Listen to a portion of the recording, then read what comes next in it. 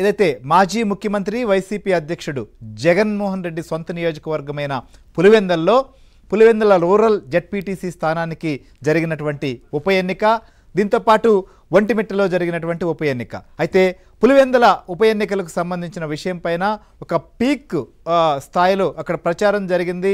దానిపైన హోరాహోరీగా ఇటు తెలుగుదేశం పార్టీ, వైసీపీ కూడా ప్రచార పర్వాన్ని కొనసాగించారు. చివరి నిమిషం వరకు నీదా నాదా పులివెందుల అన్న విధంగా కూడా మనకు కనిపించింది. నిన్న పోలింగ్ జరిగింది.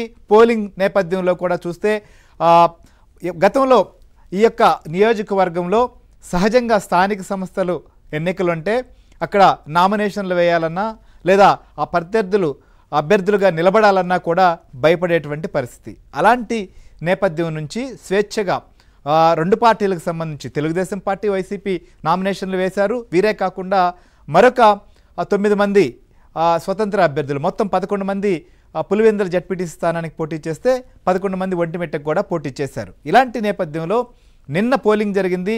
మొత్తం పులివెందుల నియోజకవర్గం సంబంధించినటువంటి విషయానికే వస్తే 10,601 ఓటు ఈ నియోజకవర్గంలో ఉంది.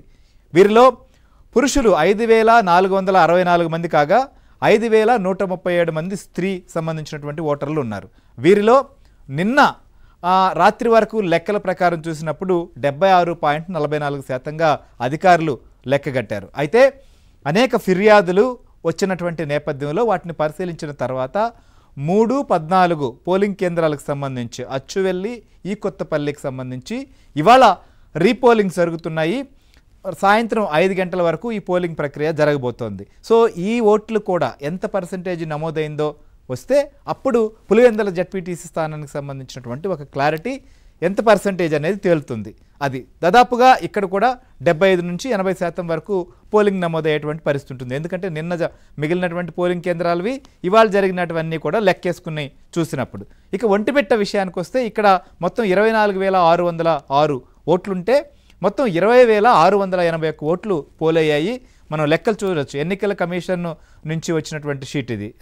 ఇదైతే వైఎస్ఆర్ కడప జిల్లా సంబంధించినటువంటి అధికార యంత్రాంగం నుంచి రిలీజ్ అయినటువంటి లిస్ట్ ఇది. 84.05% ఒంటిమిట్ట సంబంధించినటువంటి పోలింగ్ జరిగింది. అంటే 20,681 మంది తమ యొక్క ఓటు హక్కును కూడా వినియోగించుకున్నారు. సో వీటికి సంబంధించి రేపు కడపలో ఉన్నటువంటి ఉర్దూ యూనివర్సిటీలో ఓట్ల లెక్కింపు ప్రక్రియ జరగబోతోంది. దీనికి సంబంధించి ఒకవైపు ఏర్పాట్లు చకచకా సాగుతున్నాయి. ఇక ఫలితాలు రాకముందే జరుగుతున్నటువంటి యాగి పరిణామాలు చూస్తుంటే వైసీపీ సంబంధించినటువంటి ముఖ్యంగా కడప ఎంపీ అవినాష్ రెడ్డి నిన్నటి నుంచి ఇవాళ వరకు మాట్లాడుతున్న తీరు కానీ, లేదా వైసీపీ అధ్యక్షుడు జగన్ ఇవాళ మీడియాతో అడ్రస్ చేసినటువంటి విధానం కానీ చూస్తే ఖచ్చితంగా వాడు ఓటమికి చెందబోతున్నామనేటువంటి భయం, ఆందోళన, అందుకు కారణాలు వెతుక్కుంటున్నారా అనేది కనిపిస్తోంది. సో గతంలో వారు కూడా ఉప ఎన్నికలు కావచ్చు లేదా స్థానిక సంస్థల ఎన్నికలు ముఖ్యంగా నిర్వహించారు. అప్పుడు ఎలా జరిగింది, ఇప్పుడు ఎలా జరిగింది, ఇప్పుడు ప్రజాస్వామ్యం కూని అయింది, అసలు ఎన్నికలేనా ఇవి అని చెప్పి మాజీ ముఖ్యమంత్రి జగన్ మాట్లాడుతున్నారు. కానీ వారి హయాంలో స్థానిక సంస్థల ఎన్నికలు జరిగినప్పుడు కుప్పంలో చేసిందేంటి, కుప్పం సంబంధించినటువంటి చోట జరిగినటువంటి ప్రక్రియ ఏంది, నామినేషన్లు వేసేటప్పుడు అక్కడ ఏ రకంగా అవాంతరాలు కల్పించారు అనేది కూడా ఇప్పుడు బేరేజ్ వేసుకోవాలి లేదా అవి గుర్తు చేసుకోవాలి. కానీ ఇప్పుడు మాత్రమే ఇవి ప్రజాస్వామ్యబద్ధంగా జరగట్లేదు, కోర్టుకు కూడా వెళ్తామంటున్నారు. సరే, ఓకే, ఎవరికైనా కూడా న్యాయస్థానాలకు వెళ్ళేటువంటి అవకాశం, హక్కు ఉండొచ్చు, వెళ్ళగచ్చు. ఖచ్చితంగా ఎన్నికల ప్రక్రియ జరిగేటప్పుడు ఏదైనా అభ్యంతరాలున్నా, ఏవైనా తప్పులు జరిగినా వాళ్ళు ఎన్నికల కమిషన్కి ఫిర్యాదు చేయొచ్చు, న్యాయస్థానాలను కూడా ఆశ్రయించవచ్చు. అట్లనే ఎన్నికల సంఘానికి కూడా కంప్లైంట్ చేశారు. ఇవాళ 2 పోలింగ్ కేంద్రాలకు చేస్తుంటే అక్కడ కూడా వారు ఓటింగ్కి దూరంగా ఉన్నారు. ఎందుకు ఓటింగ్కి దూరంగా ఉన్నారు, రేపు కౌంటింగ్ సంబంధించినటువంటి ఏర్పాట్లు ఏంటి, ఇక అవినాష్ జగన్ మాటలు చూస్తే ఏమనిపిస్తోంది అనేది కూడా మనం డిస్కస్ చేద్దాం. ఒక్కసారి నిన్న అవినాష్ ఏం మాట్లాడాడో కూడా మనం ఒకసారి చూద్దాం. పోలీసులు ఎంత నష్టం చేయాలో అంత నష్టం చేసినారు. సైలెంట్గా ఉండండి. పోలీసులైనా టీడీపీ కార్యకర్తలైనా మనందరి దృష్టిలో ఒక్కటి కాబట్టి సైలెంట్ గా ఉండండి. సార్ మేము వాళ్ళు వచ్చినప్పుడు గౌరవంగా డోర్ తీసి లోపల ఉన్నాం సార్. ఏం మాట్లాడాలి? మనకి జరగాల్సిన ఎంత డ్యామేజ్ చేయాలో అంత డ్యామేజ్ చేసినారు. సార్ మాట్లాడేటప్పుడు మీరేంటి పులివెందుల మీద వీళ్ళంతా కలిపి పగ పట్టారు. మనకి ఎంత నష్టం చేయాలో అంత నష్టం చేయాలి. మనల్ని బాధ పెట్టారు. మౌనంగా ఏం చేయలేదు. మౌనం మనం వచ్చిన వచ్చే ప్రయోజనం కూడా లేదు. ఎంత డ్యామేజ్ చేయాలో అంత డ్యామేజ్ చేసినారు. ఎన్ని రోజులు సార్ మనం మౌనము భవిష్యత్తులో వీళ్ళని ఎట్లా ఫేస్ చేయాలో అట్లా ఫేస్ చేద్దాం. న్యాయంగానే ఫేస్ చేద్దాం. రైట్ మనం చూస్తున్నాం పులివెందల్లో ఎంత డ్యామేజ్ జరగాలో డ్యామేజ్ జరిగిపోయింది అనేది అవినాష్ రెడ్డి మాటలు. అంటే నిన్ననే వారికి అర్థమైపోయింది మొత్తం ఏ రకంగా జరిగింది, మన పరిస్థితి ఏంటి, మనం గెలవబోతున్నామా ఓడిపోతున్నామా అనేది మొత్తం అర్థమైన తర్వాతే ఆయన ఆ రకంగా మాట్లాడినటువంటి పరిస్థితులు మనం చూసాం. ఇక జగన్ కూడా ఇవాళ మీడియా ముందుకు వచ్చి మాట్లాడారు. వారేం మాట్లాడారో కూడా ఒకసారి చూద్దాం. ప్రజాస్వామ్యం పూర్తిగా లేని పరిస్థితి రాష్ట్రంలో ఉంది అని చెప్పడానికి నిన్న జరిగిన ఎన్నికలే ప్రత్యక్ష ఉదాహరణ.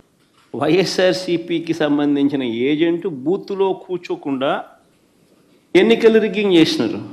బందిపోట్లకు మించి చంద్రబాబు నిన్న పులివెందుల రూరల్ జెడ్పీటీసీ ఓట్లను దౌర్జన్యంగా వేసుకున్నాడు. చంద్రబాబు గారు మీ పరిపాలన మీద నీకు నమ్మకం ఉంటే, మీరు మంచి చేశారు ప్రజలకు అన్న విశ్వాసం మీలో ఉంటే, మీకు ఓటు వేస్తారు అన్న నమ్మకం మీకుంటే సెంట్రల్ ఫోర్సెస్ను దింపండి, సామ్యబద్ధంగా ఎన్నికలు జరిపించండి. దారిలో వీళ్ళందరినీ భయభ్రాంతులు చేయాలా? వీళ్ళు 4 కిలోమీటర్లు 2 కిలోమీటర్లు నడుచుకుంటూ పోయే కార్యక్రమం డిమోటివేట్ చేయాలా? ఆశ్చర్యం ఏమిటో తెలుసా? ఈ 6 పంచాయతీల్లో భద్రత పేరుతో 700 మందిని పోలీసులను పెట్టారు. ఇప్పటికన్నా కళ్ళు తెరవండి. జరిగిన 2 ఎన్నికలను రద్దు చేయండి. ప్రజాస్వామ్యం రైట్ చూస్తున్నాం. జగన్ రద్దు చేయాలి ఎన్నికలని చెప్పి ఆయన చేస్తున్నటువంటి డిమాండ్. సో పోలీసులను పెట్టారు, ఇక్కడ ఎలక్షన్ చేశారు అని చెప్పి. మరి ఎన్నికల ప్రక్రియ సంబంధించి ఎలక్షన్ కమిషన్ పరిధిలో ఉంటుంది. ఎలక్షన్ కమిషన్ తీసుకునేటువంటి నిర్ణయం, ఒకవేళ అక్కడ ఏదైనా తప్పులు జరిగినా వాటికి సంబంధించి సరిదిద్దాల్సినటువంటి బాధ్యత, వాటిని కరెక్ట్ చేయాల్సినటువంటి బాధ్యత కూడా ఎన్నికల సంఘం మీదే ఉంటుంది. సో ఏదైనా కంప్లైంట్లు ఉంటే ఎవరైనా చెప్పచ్చు, దాంట్లో ఎలాంటి అభ్యంతరం కానీ మరొకటి కానీ ఉండదు. కానీ ఎన్నికల ప్రక్రియ జరిగింది, కానీ తాము అనుకున్న విధంగా జరగలేదు అనేది మాత్రం వారి మాటల్లో స్పష్టంగా అర్థమవుతుంది అనుకోవచ్చు. ఇక ఈ రకమైనటువంటి కామెంట్స్ జగన్ చేయాల్సినటువంటి పరిస్థితి ఏంటి, ఎందుకు అసలు ఈ రకంగా మాట్లాడారు? ఆయన ముఖ్యమంత్రిని ఉద్దేశించి కూడా చాలా కాంట్రవర్షియల్గా, చాలా వివాదాస్పదంగా ఇవే చివరి ఎన్నికలు మీకు అనే మాటలు కూడా మాట్లాడారు. సరే, ఇక ఏర్పాట్లకు సంబంధించి 2 విషయాల మీద మనం చూద్దాం. అంతపాటు మా ఏపీ బ్యూరో చీఫ్ రామారావు లైవ్లో ఉన్నారు. ఇక కడప నుంచి శ్రీనివాస్ కూడా మనతో పాటు లైవ్లో జాయిన్ అయ్యారు. ఒకసారి మనం రామారావు దగ్గరికి వెళ్దాం. రామారావు చెప్పండి, ముఖ్యంగా ఇవాళ జగన్ మాటలను బట్టి